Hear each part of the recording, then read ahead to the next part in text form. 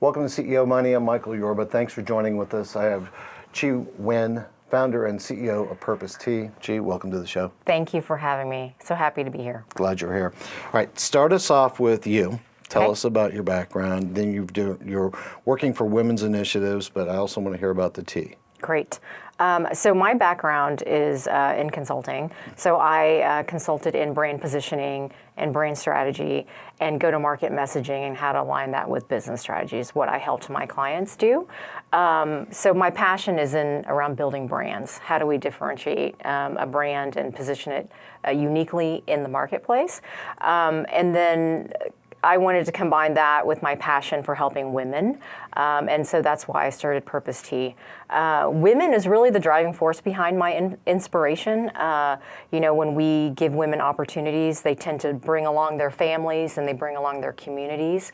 And so and for me, the business of tea, it's mostly women who do the work in the fields, and so, but they live in dire poverty, about $1 a day.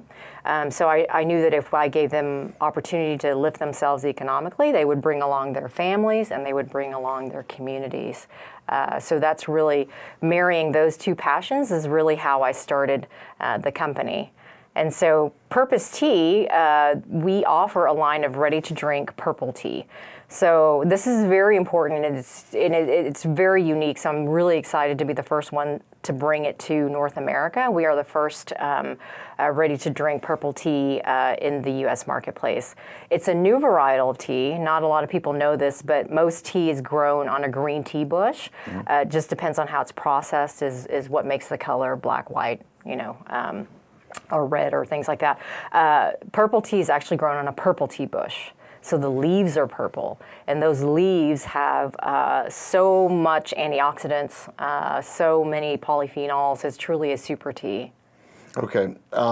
In regards to what you were doing about helping the women and having them bring their families onto it, I want to hear a little bit more about what you're doing there, because we kind of went over the top on that, but you're actually bringing commerce to these people and bringing them out of the poverty, and in some cases, even though it's a male-dominated society there, they're actually coming up to a position where they're becoming more entrepreneurs. I want to hear about that. How does that work? Yeah, so that's what we're trying to do. So our focus for those women there is to provide them some economic opportunity. And so how we do that is pretty simple. No, well, not simple. So it's a complex problem to solve. But we take 5% of our sales and we put it into a fund that's called a Seed of Future Fund. That fund funds 3 critical areas for them. One is training. And so we train them on, believe it or not, nutrition, how to kind of fuel themselves to be productive for a day. We train them on gender equity issues. So men are also included in that. And then we also train them on financial management and budgeting, because we want to arm them with some knowledge, how to do just basic budgeting for the household and finances, so they can understand how to make their money work more for them. The second piece of it is that we're going to provide what I call community support services, but that is really going to look like scholarships for their children. And so in Kenya, after the 8th grade, you have to pay to go to school. And so what happens is that these children go back into the fields and they sort of repeat this cycle of poverty. So how do we try to break that cycle of poverty through continuing education is one of them. The last piece, which I think is the most important piece, is that we give these women access to land. And so in Kenya, land is passed down generationally to sons. And so typically, most of the time, to sons. I would think so, Yeah, and so if you're a daughter, you have a pretty uphill battle. And why is land important? Land is important because when you have access to land, you're able to make more than you would as a tea picker. You have access to credit. So we know that's so important when you're trying to lift yourselves up, economically. And then you're able to grow other cash crops and make more income. So that's why that piece, that access to land is so important. And so we do that by, right now, we have plots of land where these women can grow purple tea bushes. They sell that back into the marketplace because purple tea is becoming a bit more of a, there's more demand for it now. Even though it's a fairly new varietal. And then they also get a plot of land where they can grow additional cash crops, where they can start selling that into the marketplace and creating more income for their family. And as they go through the program, if they are ready, we actually give them access to a full acres worth of tea farm, where they can become a tea farmer as opposed to a tea picker. So that is what we do for the women, and it's mostly women that pick the tea. So a lot of people ask, well, why not men? Men own 95% of the land. That's why. Right. If I give access to women, land to women, then they can then lift themselves up and bring their families along. Good. That's a great cause. Yeah. Now, where is the main demand for the tea, and where are you going to, with the business, where are you going to expand it to? So right now, we are targeting specialty and natural retailers. We have some conventional retailers. And so when I launched the business, I was telling you before we started filming that with the sort of family and friends round, we really did a lot with that capital. It was really developing the product, building out an initial team, and then we gained some early traction in the marketplace with some key retailers. And so we have Wegmans up in the Mid-Atlantic. Down here in Texas, we have the United Stores. We have some great distribution in the Midwest and the Chicago area. And so now we're raising a seed round to help sort of, prove out that traction, really increase velocity of sales, right, in those areas, and just grow the business. We are targeting those channels, but we're also targeting, if you think about consumers and you kind of think about their experiences and trying a new product, when they pick up a salad or when they pick up a sandwich or something like that, we want to be in those delis and cafes and areas where people were more likely to try a single serve beverage than they would probably most likely at a grocery store where they go and make a list. So we're building the brand that way with just two types of channels in very specific territories that we have distribution. I would think that this is a natural for Amazon and Whole Foods.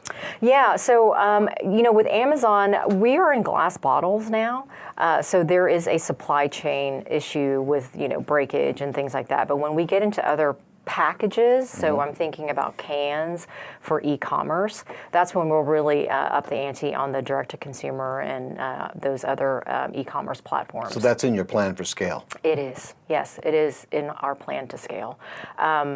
Retail's massive, though, in the United States. I mean, just with grocery alone, there's approximately 44,000 points of distribution, just grocery. I'm not talking about mass club stores. I'm not talking about restaurants, delis, any of those things. Just grocery. So there's a lot to bite off for sure, and then there's a lot of opportunity to build the brand in those channels. Okay, and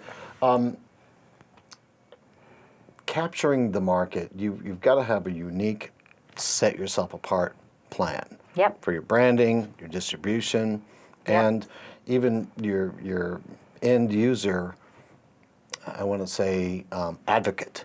Sure. Because that's big on this right now.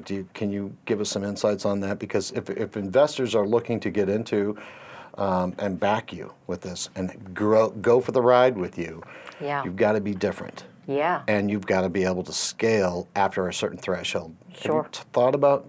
Sure. Can you bring that out? Yeah, of course, absolutely. That's a great question. And so we are built to scale. We have all of the operational processes in place to scale from a manufacturing perspective. We have we're working with one manufacturer now that is able to produce, at volume, what we need to kind of meet the demand. That is a good problem to have, by the way.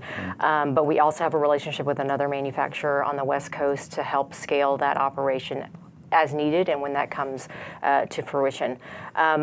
We believe we have a very distinct consumer and product proposition. There's no other purple tea out there in the market, so we have a first-to-market mover advantage in my mind. But I actually don't think that we're going to differentiate just on the commodity, right? It's about the value proposition that we're giving consumers and this idea of giving them more, right? There is a demand from consumers for a better-for-you beverage, and there's also a demand from the marketplace efforts around corporate social responsibility. Exactly. So we're meeting those macro trends, and we're delivering more as a brand, right, to our stakeholders, whether that's investors or our consumers. And so I believe scaling it will require, obviously, some pretty good marketing plan and a very coordinated distribution plan. So we have what I call a scalable blueprint that we're going to do that in the territories that we have distribution. So for instance, with marketing, there's several levers that we're going to take advantage of. But the reason why the territories are so important is because we want to be able to gain, or at least maximize that investment on that marketing, like guerrilla marketing, for instance. If we want to give samples out and make sure people taste the product and know who we are, it's more feasible to do it in a very, a small territory, so we can get more eyeballs on it for that one instance of It's easier to marketing. gather the data too, Right, so you can absolutely. analyze it for your next move. So with this next round of funding, that is the focus. The goal is to grow velocity in the distribution channels we have currently, and then we have a pretty detailed plan to achieve that. And then also trial, just getting into the mouths of consumers, and we're doing that through a pretty aggressive shopper marketing program that we have at the retail level. I just have a simple question about that. When your people are out there and giving samples out in their market areas, are they women? Most are women. Some are men. To me, it doesn't. We are a women-founded business, right, but I actually just want to align myself with folks who have the same values, men or women. So if you believe in what we're trying to do, and if you're passionate about what we're doing, that's what I care about. We have a lot of advisors on, not a lot of advisors, we have advisors on our board. One is a man.